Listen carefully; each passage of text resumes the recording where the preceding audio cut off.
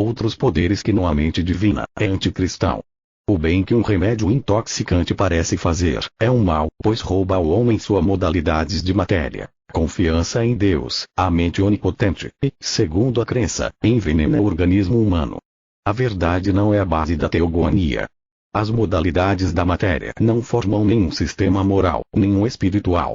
A discórdia, que exige métodos materiais, é o resultado do exercício da fé em modalidades materiais, fé na matéria em vez de fé no espírito. Compreende a Jesus a economia do homem, menos do que Graham ou Cutter. As ideias cristas apresentam certamente aquilo que as teorias humanas excluem, o princípio da harmonia do homem. O texto, todo o que vive e crê em mim, não morrerá, não só contradiz os sistemas humanos, mas aponta para a verdade eterna que se sustenta por si mesma. Não científica fisiologia. As exigências da verdade são espirituais e alcançam o corpo pela mente.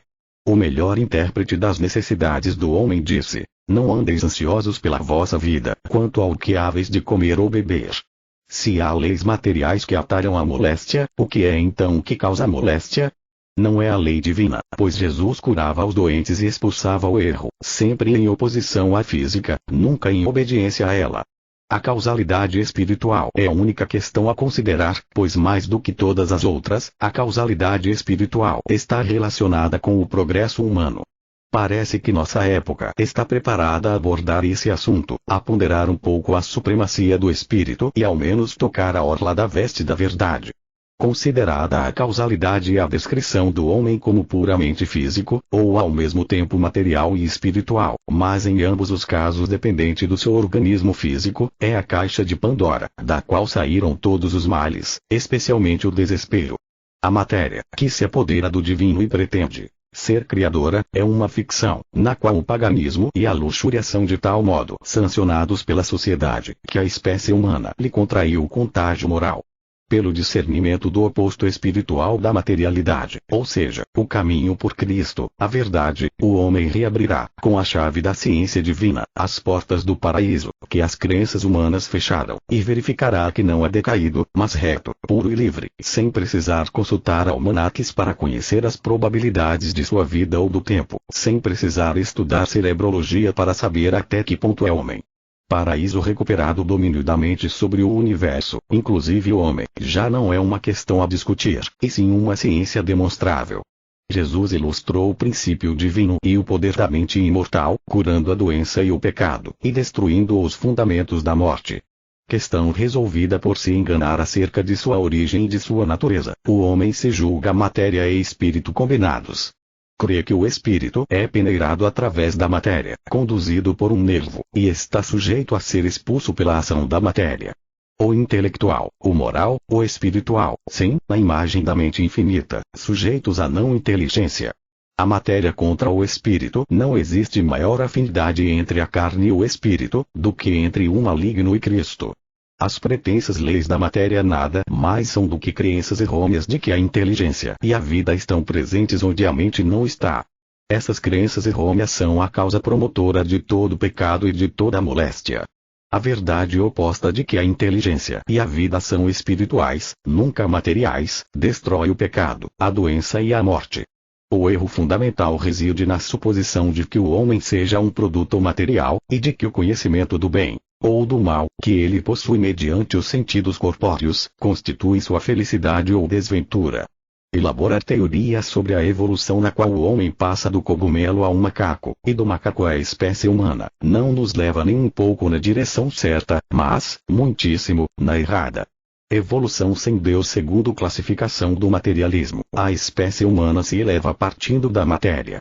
Como é, então, que se conserva a espécie imaterial, se o homem passa por aquilo que chamamos morte, e a morte é um Rubicão da espiritualidade? O espírito não pode formar elo verdadeiro algum nessa suposta corrente do ser material. A ciência divina, porém, revela que a corrente eterna da existência é ininterrupta e inteiramente espiritual. No entanto, isto só pode ser compreendido à medida que o falso conceito do ser desaparece. Se o homem foi primeiro um ser material, deve ter passado por todas as formas da matéria, a fim de tornar-se homem. Se o corpo material é o homem, então este é uma parte da matéria, o pó. Ao contrário, o homem é a imagem e semelhança do espírito, e a crença de que existe alma nos sentidos ou vida na matéria só prevalece nos mortais, aliás, na mente mortal, a qual o apóstolo se refere quando diz que precisamos nos despir do velho homem. Graus de desenvolvimento que é o homem. É ele cérebro, coração, sangue, ossos etc., a estrutura material. Se o homem verdadeiro está no corpo material, então, ao lhe amputares o membro, tiras uma parte do homem. O cirurgião destrói o homem, e os vermes o aniquilam. Mas a perda de um membro ou a lesão de um tecido é o que às vezes reaviva a energia do homem, e o infeliz aleijado talvez mostre mais nobreza de caráter do que o atleta escultural, ensinando-nos que a despeito de suas deficiências um homem é um homem apesar de tudo. A identidade não se perde quando admitimos que a matéria, isto é, o coração, o sangue, o cérebro, que agem através dos 5 sentidos físicos, constitui o homem. Não vemos como a anatomia pode distinguir entre o homem e o animal, ou determinar quando o homem é realmente homem, e quando foi que ultrapassou de muitos seus progenitores animais. Quando o homem é homem, quando se individualiza a suposição de que o espírito esteja dentro daquilo que ele cria, e que o oleiro esteja sujeito ao barro, a verdade fica rebaixada ao nível do erro, e o sensível é obrigado a se manifestar por meio do insensível. Individualização que se denomina matéria, não manifesta outra coisa senão uma mentalidade material. Não se pode conseguir a substância, nem a manifestação do espírito, por intermédio da matéria. O espírito é positivo. A matéria é o contrário do espírito, a ausência do espírito. Se o espírito positivo passasse por um estado negativo, isso seria a destruição do espírito. A anatomia declara que o homem é estrutural. A fisiologia continua essa explicação, medindo a força humana pelos ossos e tendões, e a vida humana pela lei material. O homem é espiritual, individual e eterno. A estrutura material é mortal. A frenologia classifica o homem como o velhaco ou honesto, de acordo com o desenvolvimento do crânio, mas a anatomia, a fisiologia e a frenologia não definem a imagem de Deus, o verdadeiro homem mortal. Não é estrutural o homem. A razão humana e a religião chegam lentamente ao reconhecimento dos fatos espirituais, e por isso continuam a apelar para a matéria a fim de remover o erro que só a mente humana criou. Os ídolos da civilização são muito mais funestos para a saúde e para a longevidade, do que os ídolos do barbarismo. Os ídolos da civilização despertam menos fé numa inteligência suprema e governante, do que o budismo. Os esquimós, por seus encantamentos, restabelecem a saúde tão conscientemente como os médicos civilizados a restabelecem por seus métodos mais estudados. Será a civilização apenas uma forma mais elevada de idolatria, para que o homem se incline ante a escova de massagem, as flanelas, os banhos, a dieta, o exercício e o ar? Nada, a não ser o poder divino, é capaz de fazer para o homem tanto quanto este pôde fazer por si mesmo. Os passos com que o pensamento se eleva acima dos pontos de vista materiais são lentos, e pressagiam uma longa noite ao viajante. Mas os anjos de sua presença, as intuições espirituais que nos dizem, vai alta a noite e vem chegando o dia, são nossos guardas nas trevas. Quem quer que abra o caminho na ciência cristã, é um peregrino e forasteiro, que traça a senda para gerações ainda por nascer. Elevação do pensamento. O trovão do Sinai e o sermão do monte estão no encalço dos tempos e hão de alcançá-los, repreendendo no seu percurso todo erro, e proclamando o reino dos céus na terra. A verdade está revelada. Só precisa ser praticada. A crença mortal é a única coisa que torna um remédio capaz de curar os males dos mortais. A anatomia admite que a mente esteja em alguma parte do homem, embora invisível. Então, se uma pessoa está doente, por que tratar só do corpo e administrar uma dose de desespero à mente? Por que declarar que o corpo está doente e descrever essa doença à mente, como quem estivesse saboreando uma guloseima, mantendo-a sempre diante do pensamento tanto do médico como do paciente? Devemos compreender que a causa da doença vinga na mente humana mortal, e que sua cura vem da mente divina imortal. Devemos impedir que as imagens da doença tomem erros médicos, forma no pensamento, e devemos apagar os contornos da moléstia já delineados nas mentes dos mortais. Quando houver menos receitas e se pensar menos em questões de higiene, haverá melhores constituições e menos moléstias. Quem é que antigamente ouvia falar em dispepsia, em meningite cerebro-espinhal, em febre de feno ou em febre de rosas? Moléstias novas que ultraje a formosura da natureza. Dizermos que uma rosa, o sorriso de Deus, pode produzir sofrimento. A alegria de sua presença, de sua beleza e de sua fragrância, deve elevar o pensamento e dissipar qualquer sensação de medo ou de febre. É profanação imaginar que o cheiro do trevo ou a exalação do feno recém-cortado possam causar inflamações glandulares, espirros e pruridos no nariz. Se um pensamento fortuito, que se intitula dispepsia, tivesse tentado tiranizar nossos antepassados, teria sido repelido pela independência e laboriosidade deles. Naquela época as pessoas tinham menos tempo para o egoísmo, para os mimos e para conversas malsãs após as refeições. A quantidade exata de alimento que, segundo Cutter, o estômago podia digerir, não era discutida nem mencionada como sujeita a leis sanitárias. A crença do homem daqueles dias não fazia tanto caso de sucos gástricos. As experimentações médicas de Belmont não governavam a digestão. Os antepassados não tinham dispepsia, a atmosfera úmida e a neve glacial enrubesciam as faces rechonchudas de nossos ancestrais, mas esses nunca se deram ao luxo de ter os brônquios inflamados. Eram tão inocentes quanto Adão, antes de este comer o fruto do falso conhecimento, com respeito à existência de tubérculos e comprimidos, de pulmões e de pastilhas. Crenças errôneas acerca dos pulmões, onde a ignorância é felicidade, loucura é ser sábio, diz o poeta inglês, e há verdade neste seu modo de sentir.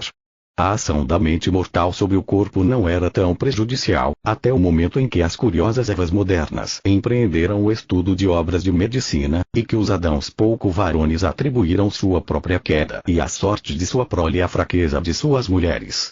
Nossas ervas modernas, o costume primitivo de não se preocupar com o alimento deixava o estômago e os intestinos livres para funcionar em obediência à natureza, e dava ao Evangelho a oportunidade de ser visto em seus gloriosos efeitos sobre o corpo. Não se fazia desfiar perante a imaginação um horrendo cortejo de moléstias. Havia menos livros sobre digestão e mais sermões em pedras, e o bem em todas as coisas. Quando o mecanismo da mente humana der lugar à mente divina, então o egoísmo e o pecado, a moléstia e a morte perderão seu ponto de apoio. O medo humano aos miasmas encheria de moléstias o ar do Éden, e oprimiria a humanidade com males sobrepostos e conjeturais. A mente mortal é o pior inimigo do corpo, enquanto a mente divina é seu melhor amigo. Porventura devem todos os casos de moléstia orgânica ser tratados por um médico comum, e deve o cientista cristão tentar aplicar a verdade só nos casos de histeria, hipocondria e alucinações? Uma moléstia não é mais real do que outra. Toda moléstia é o resultado da educação, e a moléstia não pode levar seus efeitos nocivos para além do caminho que a mente mortal traçou. Supõe-se que seja a mente humana, não a matéria, que sente, sofre e goza. Eis porque os tipos definidos de moléstias agudas cedem à verdade tão facilmente como os tipos menos definidos e as formas crônicas de moléstia. A verdade trata com perfeita segurança o mais maligno dos contágios. As moléstias não devem ser classificadas. A mente humana produz o que se chama moléstia orgânica tão certamente como produz a histeria, e tem de renunciar a todos os seus erros, suas doenças e seus pecados.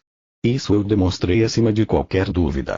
A evidência do poder curativo da mente divina e do seu domínio absoluto é para mim tão certa como a evidência de minha própria existência. Uma só base para todas as doenças, a mente mortal e o corpo são uma só coisa. Um não existe sem o outro, e ambos têm que ser destruídos pela mente imortal.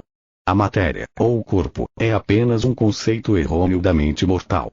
Essa assim chamada mente constrói sua própria superestrutura, da qual o corpo material é a parte mais espessa. Mas, do começo ao fim, o corpo é um conceito sensório, humano. Unidade mental e física na alegoria bíblica da criação material, Adão, ou erro, que representa a teoria errônea de haver vida e inteligência na matéria, foi incumbido de dar nomes a tudo quanto era material. Esses nomes indicavam as propriedades, as qualidades e as formas da matéria. Mas uma mentira, o oposto da verdade, não pode dar nomes às qualidades e aos efeitos daquilo que se chama matéria, nem criar as assim chamadas leis da carne, e uma mentira não pode manter, em sentido algum, a preponderância de poder sobre Deus, o Espírito e a verdade. Efeito dos nomes: se, por engano, um paciente toma uma dose de veneno e morre, embora o médico e o paciente esperassem resultados favoráveis, será que foi a crença humana, perguntarás, que causou essa morte? De certo, isso de modo tão direto como se o veneno tivesse sido tomado intencionalmente. Veneno definido mentalmente. Em tais casos, algumas pessoas acreditam ser inofensiva a poção tomada pelo paciente, mas a grande maioria dos homens, embora nada saiba desse caso particular, nem dessa pessoa em especial, crê serem venenosos o arsênico, a estricnina, ou seja qual for a droga empregada, porque a mente mortal os classificou como venenos. Por conseguinte, o resultado é determinado pela maioria das opiniões, não pela minoria infinitésima da opinião dos que estão no quarto do doente. A hereditariedade não é lei. Não é devido à sua prioridade, nem à conexão dos pensamentos mortais do passado com os do presente, que a causa remota, ou crença remota de moléstia, é perigosa. A causa predisponente e a causa excitante são mentais. Talvez um adulto tenha uma deformidade produzida antes do seu nascimento e devida a um susto de sua mãe. Não é difícil curar esse caso crônico, quando arrancado da crença humana e baseado na ciência ou na mente divina, para a qual tudo é possível.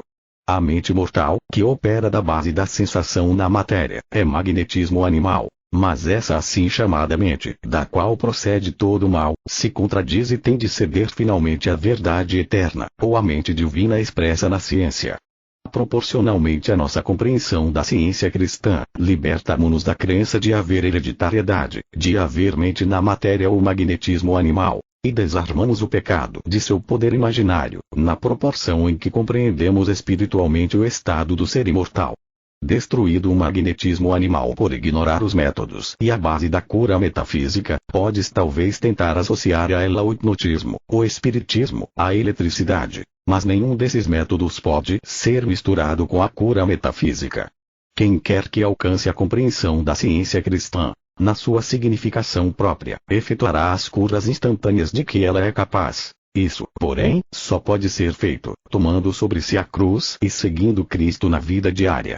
A ciência pode curar os doentes distantes dos seus sanadores com a mesma eficácia com que cura os que estão presentes, pois o espaço não é obstáculo para a mente. A mente imortal cura o que o olho não viu. A capacidade espiritual de apanhar o pensamento e de curar pelo poder verdade, só se adquire, porém, quando o homem não se achar imbuído de justiça própria, mas refletir a natureza divina. Pacientes ausentes. Todo método médico tem seus defensores. A preferência da mente mortal por certo método cria a procura por esse método, e o corpo parece então precisar de tal tratamento. Na fisiologia podes até acostumar um cavalo sadio, a ponto de, sem seu cobertor, resfriar-se, ao passo que o animal selvagem, entregue a seus instintos, aspira ao vento com prazer. A epizootia é um mal desenvolvido pela mente humana, mal esse que um cavalo selvagem talvez nunca tenha. Acostumando mal os cavalos os tratados de anatomia, de fisiologia e de saúde, sustentados pelo que se chama lei material, são os promotores da doença e da enfermidade. Não deveria ser proverbial que enquanto lermos obras de medicina, ficaremos doentes. Objetáveis as obras médicas. A diligente mãe de família, ao estudar o seu livro de jar, com pílulas e pós homeopáticos na mão, pronta a fazer-te suar, a fazer funcionar teus intestinos, ou a fazer-te dormir, semeia, sem saber, as sementes da confiança na matéria, e sua família talvez não tarde a colher os efeitos desse engano. As descrições que os médicos fazem de moléstias e os anúncios dos charlatães são fontes prolíficas de doenças. Como a mente mortal é a cultivadora do erro, deve ser ensinada a não causar dano ao corpo e a desarraigar a sua falsa sementeira. O sofredor paciente tenta dar-se por satisfeito quando vê atarefados os pseudo-curadores, e sua fé nos esforços deles é até certo ponto útil para eles, e para si mesmo. Na ciência, porém, é preciso compreender a lei ressuscitadora da vida.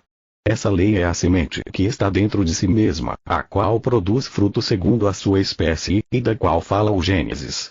A perspectiva do enfermo. Os médicos não deveriam proceder como se a mente não existisse, nem sustentar que toda causalidade é matéria, em vez de ser mente. Ignorando que a mente humana governa o corpo, que é seu fenômeno, o enfermo pode, por inadvertência, acrescentar mais medo ao reservatório mental, que já transborda dessa emoção. Os médicos não deveriam implantar a moléstia nos pensamentos de seus pacientes, como tão frequentemente o fazem, declarando ser a moléstia um fato fixo, mesmo antes de se disporem a extirpar a moléstia pela fé material que inspiram. Em vez de incutir medo no pensamento, deveriam tentar corrigir esse elemento agitado da mente mortal, pela influência do amor divino, que lança fora o medo.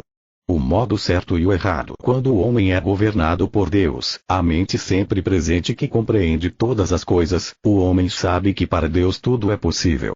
O único caminho que conduz a essa verdade vivente, que cura os doentes, encontra-se na ciência da mente divina, como foi ensinada e demonstrada por Cristo Jesus.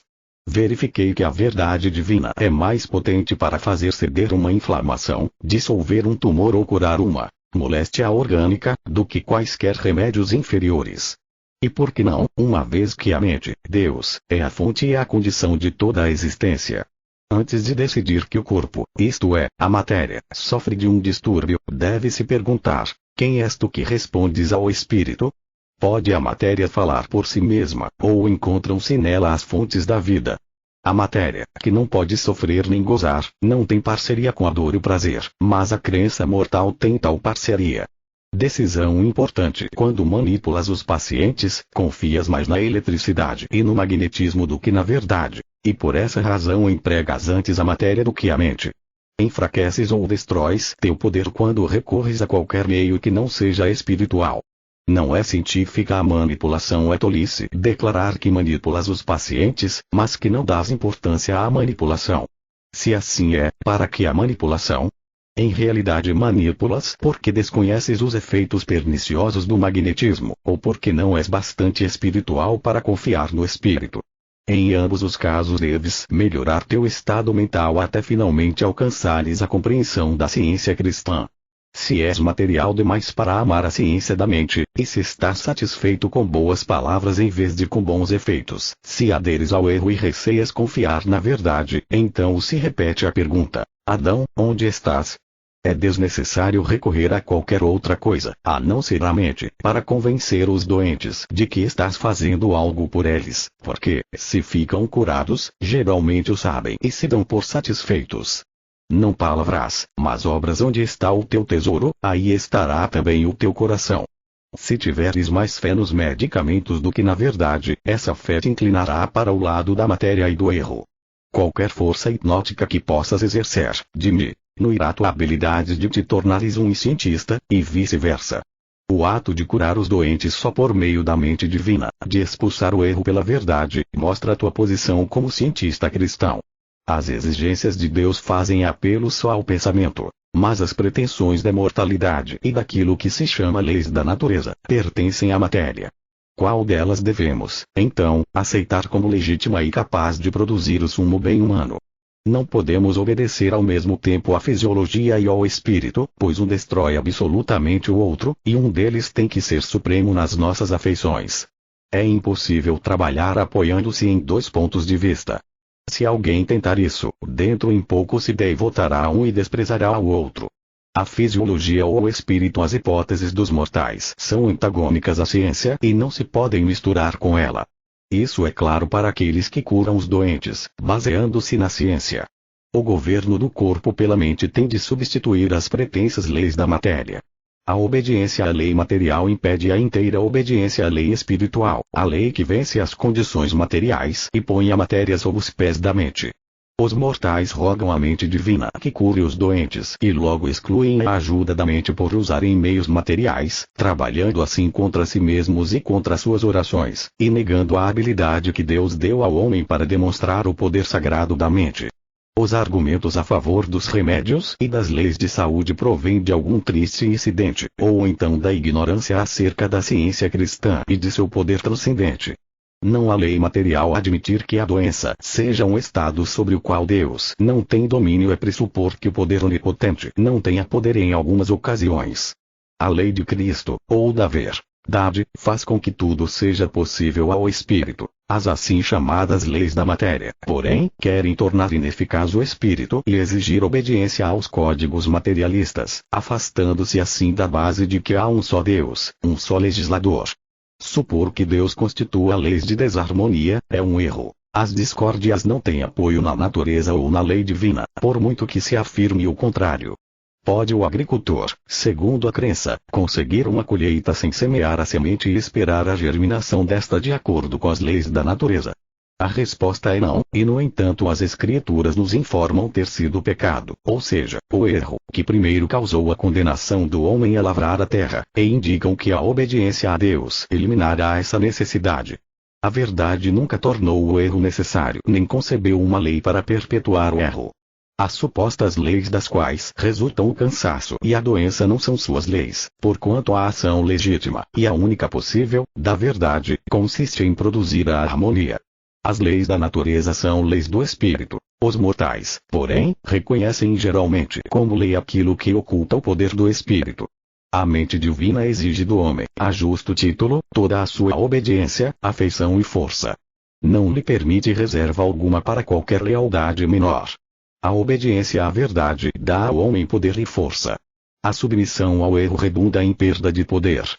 Espirituais as leis da natureza, a verdade expulsa todos os males e métodos materialistas pela verdadeira lei espiritual, a lei que dá visão ao cego, audição ao surdo, voz ao mudo e o uso perfeito dos pés ao coxo. Se a ciência cristã não honra a crença humana, honra, por outro lado, a compreensão espiritual, e somente única faz jus à honra. Crença e compreensão. As supostas leis de saúde são simplesmente leis da crença mortal. Como as premissas são errôneas, as conclusões são erradas. A verdade não faz leis para regular a doença, o pecado e a morte, pois esses são desconhecidos para a verdade e não deveriam ser reconhecidos como realidade. A crença produz os resultados da crença, e as penalidades que ela impõe duram tanto quanto a crença, e são inseparáveis.